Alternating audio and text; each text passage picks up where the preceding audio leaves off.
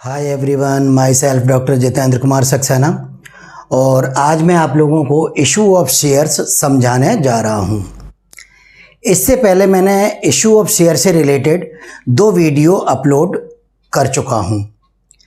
पहले वीडियो में मैंने आप लोगों को टाइप्स ऑफ शेयर्स समझाया गया है और टाइप्स ऑफ शेयर कैपिटल समझाया गया है। दूसरे वीडियो में मैंने आप लोगों को journal entries related to issue of shares, preparation of bank account, share capital account and balance sheet को समझाया है। इन दोनों वीडियो के लिंक मैंने डिस्क्रिप्शन में दे दिए हैं। अगर आप लोगों ने वो दोनों वीडियो नहीं देखे हैं तो आप लोग इस वीडियो से पहले उन दोनों वीडियो को देख लें, तो ये वीडियो आप लोगों को ज़्यादा अच्छी तरह से समझ में आएगा। तो आइए शुरू करते हैं इशू ऑफ शेयर्स। कि कंपनी अपनी कैपिटल अरेंज करने के लिए जो शेयर्स इशू करती है उन शेयर्स को किस रेट में इशू करती है, तो उसके बारे में हम लोग डिस्कस करते हैं। तो इशू ऑफ शेयर्स, अंशों का निर्गमन। कंपनी जो अपने शेयर्स इशू करती है वो जनरली 3 रेट्स में इशू करती है। Issue of shares at par, सम मूल्य पर।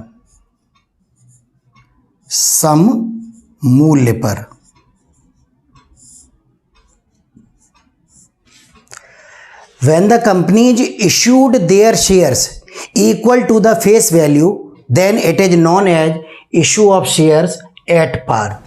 जब कंपनियां अपने अंशों को जनता में उन शेयर्स के अंकित मूल्य के बराबर में इशू करती हैं तो उन्हें अंशों का निर्गमन सम मूल्य पर कहा जाता है या सम मूल्य पर अंशों का निर्गमन कहा जाता है।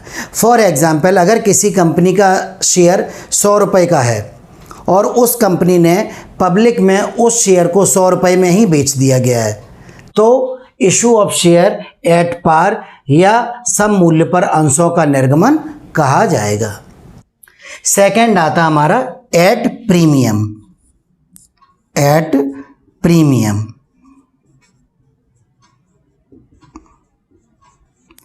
प्रब्याज पर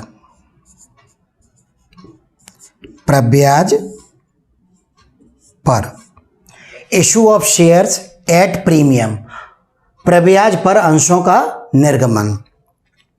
When the companies issued their share more than the face value of the share, then it is known as issue of shares at premium. जब कंपनियां अपने अंशों को उनके अंकित मूल्य से अधिक मूल्य में जनता को निर्गमित करती हैं तो वह प्रब्याज पर अंशों का निर्गमन कहलाता है। फॉर एग्जाम्पल, अगर किसी कंपनी का एक शेयर 100 रुपये का है और उस कंपनी ने पब्लिक में उस शेयर को 105 रुपये में, 110 रुपये में, 120 रुपये में, यानी किसी भी तरह से 100 रुपये से अधिक मूल्य पर अगर इशू किया है तो वह issue of share at premium या प्रब्याज पर अंशों का निर्गमन कहलाएगा। कंपनी एक्ट के अंडर सेक्शन 52 अंडर सेक्शन 52 के अकॉर्डिंग जो है वो कंपनी इन शेयर्स को इशू कर सकती है। थर्ड आता है हमारा एट डिस्काउंट।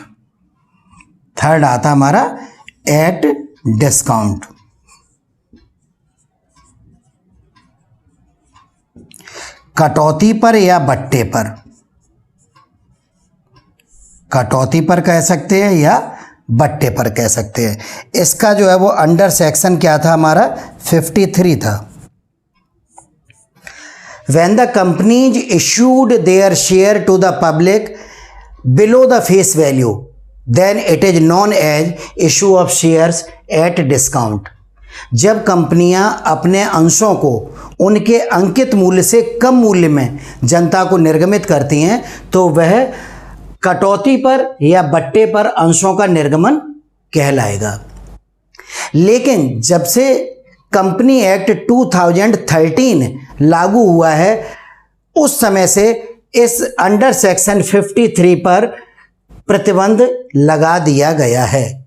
यानी कोई भी कंपनी, जब से हमारा कंपनी एक्ट 2013 लागू हुआ है उस समय से कंपनियां अपने शेयर्स को पब्लिक में केवल एट पार और एट प्रीमियम ही इशू कर सकती हैं, एट डिस्काउंट जो है पब्लिक में इशू नहीं कर सकती हैं।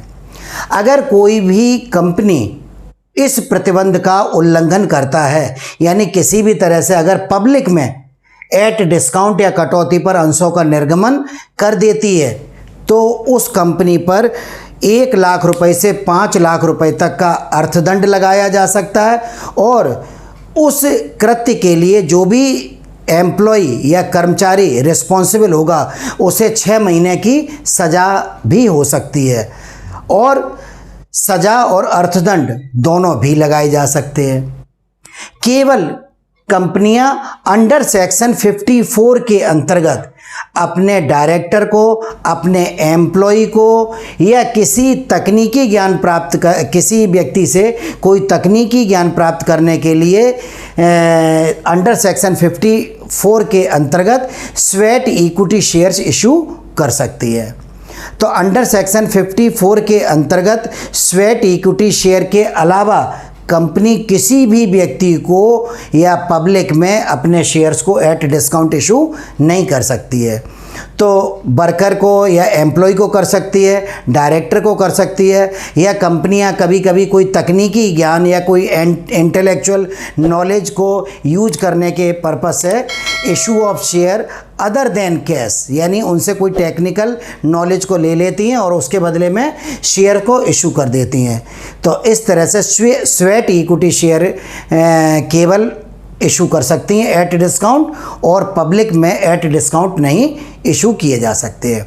जब से कंपनी एक्ट 2013 लागू हुआ है उस समय के पश्चात कंपनियां केवल अपने शेयर्स को पब्लिक में एट पार यानी सममूल्य पर, एट प्रीमियम यानी प्रब्याज पर निर्गमित कर सकती हैं और एट डिस्काउंट पर कभी भी पब्लिक में शेयर इशू नहीं किए जा सकते हैं। तो इस तरह से कंपनी एक्ट 2013 लागू होने से पहले कंपनियां अपने शेयर्स को पब्लिक में at par, at premium, at discount तीनों रेट में कर सकती थी, लेकिन वर्तमान में नहीं किए जा सकते हैं। अब इन्हीं 3 कंसेप्ट को एक एक करके हम आप लोगों को न्यूमेरिकल प्रॉब्लम में समझाएंगे। प्रीमियम जो है वो कंपनी के लिए क्या होती है? प्रॉफिट होती है, क्योंकि अपने शेयर्स को फेस वैल्यू से अधिक में बेचा है। तो जो भी हमारी रिलेटेड कॉल होगी वहाँ पर सिक्योरिटी प्रीमियम या सिक्योरिटी प्रीमियम रिजर्व को क्रेडिट कर दिया जाएगा, क्योंकि नॉमिनल अकाउंट का हमारा नियम होता है debit expenses and losses, credit profit and gains. अगर अदर देन पब्लिक कोई स्वेट इक्विटी शेयर्स अगर इशू किए गए हैं, ठीक है, और किसी भी तरह से अगर कोई कंपनी को डिस्काउंट बियर करनी हो रही है तो डिस्काउंट क्या हो जाएगी कंपनी के लिए? डिस्काउंट जो है कंपनी के लिए लॉस हो जाएगी और एक्सपेंसेस और लॉसेज नॉमिनल अकाउंट में डेबिट किए जाते हैं। तो discount on issue of share को क्या कर दिया जाएगा? रिलेटेड एंट्री में डेबिट कर दिया जाएगा। तो इस तरह से इशू ऑफ शेयर 3 रेट में कंपनी कर सकती है, लेकिन यहाँ पर ये बात ध्यान में रखने की है कि कंपनी एक्ट 2013 लागू होने के बाद में पब्लिक में केवल issue of share at par and at premium किया जा सकते, एट डिस्काउंट नहीं किए जा सकते। एट डिस्काउंट केवल स्वेट इक्विटी शेयर ही इशू किए जा सकते हैं। तो अब इससे रिलेटेड जो भी न्यूमेरिकल प्रॉब्लम्स होंगे वो हम लोग एक एक करके डिस्कस करेंगे। जैसा कि मैंने अभी आप लोगों को बताया था कि कंपनी एक्ट 2013 लागू हो जाने के बाद कंपनियां पब्लिक में शेयर केवल 2 रेट पर इशू कर सकती हैं, issue of share at par and issue of share at premium. तो आइए पहला कंसेप्ट शुरू करते हैं। Shri Ganesh company limited issued at par 60,000 equity shares of ₹10 each, payable ₹2 on application, ₹3 on allotment, ₹3 on first call and balance on final call. All the shares were fully subscribed and the amount duly received. Give necessary journal entries. तो इस पूरे question को पढ़ने के बाद हम लोग क्या करेंगे कि एनालिसिस टेबल बना लेंगे और जिससे हमें क्वेश्चन को बार बार न पढ़ना पड़े। तो आइए शुरू करते हैं। Analysis table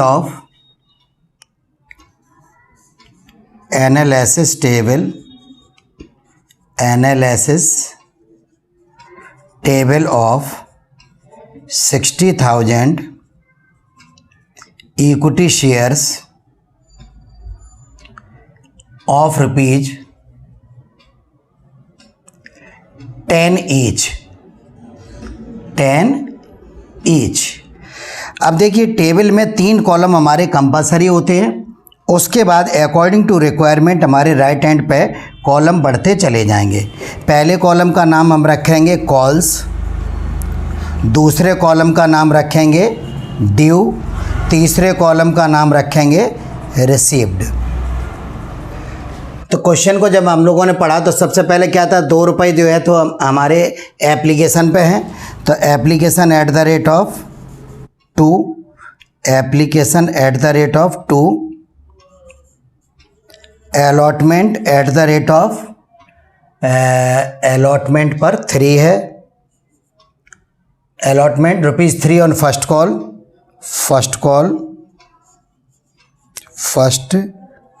call at the rate of 3 and balance on final call. ये शेयर हमारा कितने रुपए का था, 10 रुपये का था, जिसमें कंपनी 2 रुपये एप्लीकेशन पर, 3 रुपये अलॉटमेंट पर, 3 रुपये फर्स्ट कॉल पर मांग चुकी है। तो 2 और 3 5 और 3 8 रुपये हो गए, तो बैलेंस कितना बच गया, 2 रुपये रह गए। तो इस कॉल को हम फर्स्ट कॉल के बाद है, इस वजह से हम कह सकते हैं इसे सेकेंड कॉल भी कह सकते हैं और इसे एंड फाइनल कॉल भी कह सकते हैं, second and final call. Second इसका नाम इस वजह से रखा गया है क्योंकि ये आफ्टर फर्स्ट कॉल थी, और फाइनल इस वजह से इसका नाम रखा गया क्योंकि इसके बाद कोई भी पैसा कंपनी के पास नहीं आना है। तो अब 60,000 इंटू 2 इज इक्वल टू कितना हो गया, 1,20,000। 60,000 into 3 is equal to 1,80,000। 60,000 into 3 is equal to 1,80,000। 60,000 into 2 is equal to 1,20,000। और क्वेश्चन में क्या लिखा था, द अमाउंट ड्यूली रिसीव्ड, यानी जो ड्यू अमाउंट था वो कंपनी को रिसीव भी हो गया। तो यहाँ पर कितना आ जाएगा, 1,20,000 यहाँ पर आ जाएगा, 1,80,000 हमारा यहाँ पर आ जाएगा, 1,80,000 हमारा यहाँ पर आ जाएगा और 1,20,000 हमारा यहाँ पर आ जाएगा।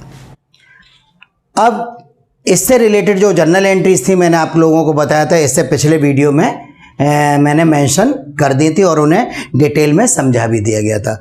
अब जर्नल का फॉर्मेट आप लोगों को मालूम होता है, जर्नल में कुल 5 कॉलम्स होते हैं। जर्नल में कितने कॉलम होते हैं, 5 कॉलम्स होते हैं। तो हम लोग 5 कॉलम्स किए ले रहे हैं।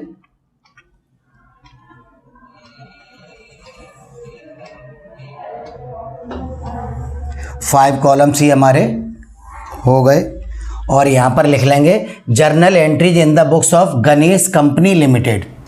जर्नल एंट्रीज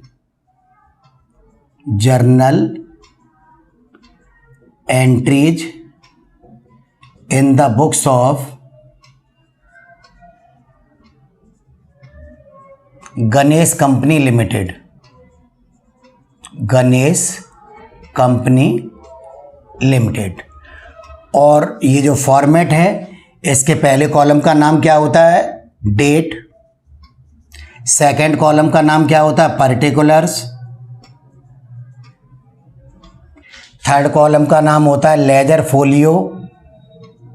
नेक्स्ट कॉलम का नाम होता है amount debit. Amount debit. Next column का नाम होता है अमाउंट क्रेडिट। तो जो भी हमारी कॉल्स होती है उनमें एप्लीकेशन में पहले बैंक की एंट्री होती है, बाद में कैपिटल की एंट्री होती है, और आफ्टर एप्लीकेशन पहले कैपिटल की एंट्री होगी, बाद में बैंक की एंट्री होगी। अभी यहाँ पर तो अमाउंट कॉमन है, कोई दिक्कत की बात नहीं। आगे चल के जब एरियर एडवांस वगैरह होगा तो ये अमाउंट अनकॉमन होने लगेंगे। तो आप लोग हमेशा ध्यान रखें कि बैंक वाली जो एंट्री की जाती हैं उन एंट्रियों में जो अमाउंट आता है वो रिसीव्ड वाले कॉलम का आता है, और जो कैपिटल की एंट्री की जाती हैं उन एंट्रियों में जो हमारा अमाउंट आता है वो ड्यू वाले कॉलम का आता है। तो एप्लीकेशन में पहले बैंक की एंट्री हम करेंगे, अगर जो भी डेट होगी वो डेट दे देंगे। तो हमारी एप्लीकेशन कितने की है, 1,20,000 की है। तो bank account debit, bank account debit to equity share application account, to equity share application account, being application money received. Narration इसका मैंने आप लोगों को नियम में लिखा दिया था। तो क्या है ये, एप्लीकेशन मनी रिसीव हो रही है, तो यहाँ पर नरेशन लिख देंगे बीइंग एप्लीकेशन मनी रिसीव्ड। कितना रुपए, 1,20,000। इसके बाद जो एप्लीकेशन का अमाउंट आया उसे शेयर कैपिटल अकाउंट में ट्रांसफ़र कर देंगे इस शेयर एप्लीकेशन को।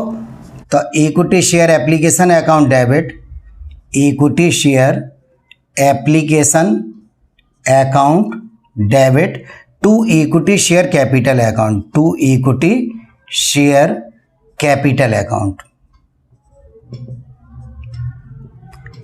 ये अमाउंट ट्रांसफ़र कर दिया। कितना अमाउंट था हमारा कैपिटल का, 1,20,000 एप्लीकेशन का जो रिसीव हुआ था उसे कैपिटल अकाउंट में ट्रांसफ़र कर दिया। अब आफ्टर एप्लीकेशन पहले कैपिटल की एंट्री की जाएगी, बाद में बैंक की एंट्री की जाएगी।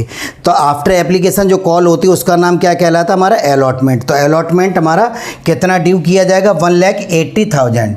तो equity share allotment account debit, equity share allotment account debit, allotment account debit to equity share capital account, to equity share capital account. कितने रुपए हमने अलॉटमेंट के ड्यू किए, 1,80,000। अब ये 1,80,000 क्या करें हम, रिसीव की एंट्री कर लें। तो bank account debit, bank account debit to equity share allotment account, equity share allotment account, being allotment money received. Allotment कितना रिसीव हो रहा है, 1,80,000 से रिसीव हो रहा है। आफ्टर अलॉटमेंट जो हमारी कॉल होती है उसका नाम क्या होता है, फर्स्ट कॉल होता है। तो फर्स्ट कॉल को हम लोग पहले क्या करेंगे, ड्यू कर लेंगे। तो equity share first call account debit, equity share first call account debit, first call account debit to equity share capital account, to equity share capital account. कितना रुपए, being equity share first call money due. तो first call का due amount कितना, 1,80,000 है। इसके बाद इस amount को क्या करेंगे हम लोग, रिसीव कर लेंगे। तो फर्स्ट कॉल रिसीव कितने की हो रही है, 1,80,000 से रिसीव हो रही है। तो bank account debit, bank account debit to equity share first call account, to equity share first call account, first call account. कितने रुपए रिसीव हुए हैं हमें, फर्स्ट कॉल का अमाउंट कितना रिसीव हुआ, 1,80,000, 1,80,000। अब इसके बाद सेकंड एंड फाइनल कॉल हमारी सेकंड क्यों है, अभी मैंने आप लोगों को बताया था आफ्टर फर्स्ट है, इस वजह से इसका नाम सेकंड आ गया। और इसके बाद कंपनी को कोई भी पैसा नहीं मिलना है, तो ये हमारी फाइनल कॉल भी हो गई। तो ड्यू करेंगे equity share second and final call account debit, equity share second and final call account debit, and final call account debit to equity share capital account, to equity share capital account. Second call का जो amount due है वो हमारा कितना है, amount due है second call का 1,20,000, 1,20,000, 1,20,000। अब सेकेंड कॉल की जो मनी रिसीव हो रही है वो हमारी कितनी हो रही है, 1,20,000 ही हमारा अमाउंट रिसीव भी हो रहा है। तो अब इस कॉल को रिसीव कर लेंगे। Bank account debit, bank account debit to equity share second and final call account, second and final call account, final call account. Being equity share second and final call money received, कितना रुपया receive हुआ है, 1,00,000 20,000, 1,20,000। तो इस तरह से ये जो क्वेश्चन दिया गया है, इस क्वेश्चन की हेल्प से हम लोग क्या करेंगे, क्वेश्चन को बार बार न पढ़ना पड़े, इस पर्पज़ से पूरे क्वेश्चन की एक एनालिसिस टेबल बना लेंगे और इस टेबल की हेल्प से हम लोग जर्नल एंट्री को पास कर लेंगे। तो अभी मैंने आप लोगों को बताया था कि बैंक वाली एंट्री में रिसीव्ड वाले कॉलम का अमाउंट आता है और कैपिटल वाली एंट्री में ड्यू वाले कॉलम का अमाउंट आता है। तो ये इस तरह से आप लोगों का concept issue of share at par complete हो गया। अगर आप लोगों को डिटेल्ड स्टडी करनी है तो मेरे द्वारा लिखित कॉरपोरेट अकाउंटिंग निगमीय लेखांकन बीकॉम थर्ड ईयर के स्टूडेंट्स के लिए लिखी गई है, जो कि राजीव साहित्य भवन आगरा के द्वारा प्रकाशित की गई है। और ये बुक आप लोगों को हिंदी एडिशन में भी अवेलेबल है मार्केट में और इंग्लिश एडिशन में भी अवेलेबल है। उसी बुक का मैंने ये फर्स्ट क्वेश्चन आप लोगों को सॉल्व करा दिया है। आशा है ये वीडियो आप लोगों को पसंद आएगा और अगर ये वीडियो आप लोगों को पसंद आता है तो आप लोग इसे लाइक एवं शेयर करना न भूलें। फिर भी अगर आप लोगों को किसी भी तरह की कोई डाउट या प्रॉब्लम क्रिएट होता है तो आप लोग विदाउट हेजिटेशन कमेंट बॉक्स में जाकर अपने जो भी प्रॉब्लम हो उसे डिस्क्राइब कर सकते हैं। जैसे ही पॉसिबल होगा मैं आप लोगों की प्रत्येक प्रॉब्लम को सॉल्व करने की कोशिश करूंगा। और अगर आप लोगों ने मेरे YouTube channel accounts by doctor Jitendra sir को अभी तक सब्सक्राइब नहीं किया है तो आप लोग उसे सब्सक्राइब कर लें और नोटिफिकेशन बेल को भी प्रेस कर दें, जिससे आप लोगों को सभी नोटिफिकेशन टाइम टू टाइम प्राप्त हो सके। तो नेक्स्ट वीडियो में मिलते हैं, तब तक थैंक्स।